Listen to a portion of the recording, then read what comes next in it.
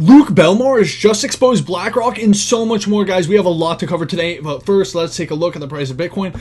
Right now, Bitcoin's sitting around 17K. We've moved up. We've chopped up a little bit. Bitcoin's on a little rally. The entire market has been pumping. Crypto's looking a little bullish. Bulls are getting a little excited. And to our first story of the day, take a look at this. Sam Bankman-Fried requests access to his $450 million Hood stake for legal fees. Yes, he's trying to get his Robinhood shares to, pay off his legal fees, $450 million worth. And it's going to be interesting to see what comes out of that. And to our next story, take a look at this. MasterCard to launch program for music artists built on the Polygon blockchain. I think this is absolutely dope. Because if you didn't know, a lot of musical artists actually get fucked over by the label. So I'm glad to see that Web3 stepping in to try and provide alternatives for artists. And yeah, take a look at this. Next story. JP Morgan's says Fed will pause rate hikes this spring. The strategist argues that a major growth slowdown is ahead for Europe and that the U.S. as monetary and fiscal policy shift and globalization declines.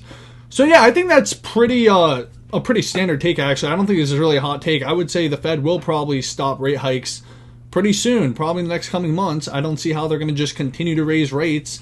If they just continue to raise rates and didn't stop, they'd literally bankrupt the entire world. So I don't see how they wouldn't stop. And then I think once they get the rates to a certain point, they're probably just going to hold them there for probably all of 2023 until the target is met of 2% inflation. But we'll see if they're able to get to that. And once again, the Fed are just people, so they can change their mind whenever they want. And to the story of the day, take a look at this. Luke Belmar exposing BlackRock. Guys, if you don't know who Luke Belmar is, he's an absolute G. He made like $20 million off PancakeSwap. He owned like 1% of the supply, sold it at the top. He works with the Pudgy Penguins. He's been in crypto for a while. This guy is an absolute G. And yeah, he exposes BlackRock in this video. I think it's absolutely dope what he says. And I just want to give you a quick background so you know he's actually like an important person. And he's coming up in the YouTube game. Definitely recommend go checking out his channel. But now we're going to go over him talking about BlackRock. I think this is super dope. Really cool. So we went quite far recently on TikTok for videos about BlackRock. What is BlackRock and how do they own everything? Yeah, so BlackRock is an organization, it's a company publicly listed on NASDAQ. Yeah, BlackRock is fucking huge. Take a look at this. $10 trillion of January 2022, it says, for BlackRock. That's a fuck ton of money. That's an absolute ton of money. That has tens of trillions of dollars of assets under management. And yeah, tens of trillions. They disclose that they have like 14 trillion, but that is only BlackRock. Then they own majority share in most of the companies in America, right? So BlackRock is extremely powerful. This is one of these, companies, institutions, whatever you want to call them, that most people don't know about. So if you're watching this video, you probably have heard about BlackRock, but most people, you go down the street and talk to them about BlackRock, they probably never heard about it. They also have money and funneled through all those things as well. So what companies? They own Pfizer, they own Moderna, they own Pfizer and Moderna. And all the airlines, they own all the social networks. So when you see all the social networks, stuff, all this agenda kind of everybody working together, then you have to realize who actually owns it. So you go to Yahoo Finance. This isn't a conspiracy. You go to Yahoo Finance, you go to top holders of all these shareholding companies, and you see BlackRock and Vanguard at the top. So you go to Amazon, for example, you go to Yahoo Finance, you go to Amazon, you go to the ticker of the stock. And we're going to do this right now. Take a look at this. Amazon, top institutional holders. Number 2, BlackRock. Number 1, Vanguard. Vanguard's the other big boy. Let's go to Pfizer. Pfizer, number 2, BlackRock, number 1, Vanguard. And this is what it's like for pretty much all the big companies.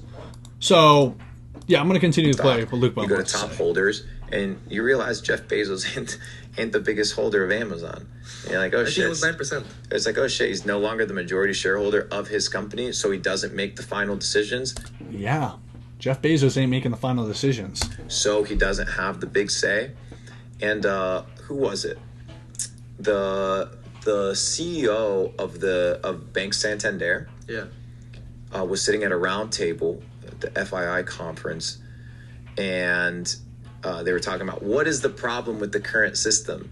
And I think this was like a Freudian slip. She kind of slipped. I didn't think she intended to say this. She said, the big problem is that we have to make our investors and our shareholders happy. Like him, we have to make Larry Fink happy, which was sitting right... Exposed. Now, if you guys don't know who Larry Fink is, Larry Fink is the CEO of BlackRock, 70 years old, net worth $1 billion. He's worth a lot more than $1 billion. This guy, absolute monster. He basically owns a fuck ton of shit. Which was the owner of BlackRock, and she's like, we need to make him happy, right? And it's true. This is what you got to understand with pretty much every organization, even, athletes, the NBA, all these organizations, all these people sign the contracts.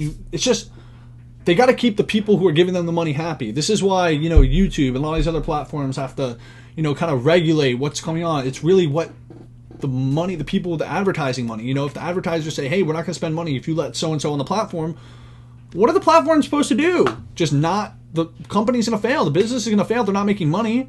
So they got to do what the advertisers want to do. They got to do what the man above, all these companies, all these people, it's all about the man above. Just always remember that. So as you run these companies and these organizations publicly listed, you need to understand that people with money, they can come in and swoop your shit. So BlackRock is one of those organizations. I made a video about it. It did quite well on the internet. And it's nothing new, right? It's not the only organization that kind of runs the game. And yeah, this knowledge about BlackRock, obviously, is stuff that's publicly out there, but a lot of people just are not aware of it. Most people, I'm going to be honest, until I watched Luke Belmar's video, I knew they owned a lot of stuff, but I wasn't aware of how much they owned and how much of the companies they owned. I didn't understand how big they were and how monumental they were. I knew they were really, really big and they were very powerful, but I hadn't actually looked at the data yet. And when I saw the data and actually saw it for myself, I was like, geez, yeah, it's not a conspiracy. And not that I ever doubted it. I always knew it was true, but it was kind of like, I want to see the data. Now that I've seen the data, it's kind of like, wow. And I think if a lot of people saw this, it would kind of make a lot of people, turn heads. And yeah. You can talk about that segment, that department of kind of like the publicly traded companies. But now, which is the crazy part, dude, is BlackRock is starting to get into the Chinese market. Mm-hmm. So they're starting to branch out their tentacles outside of the North American market.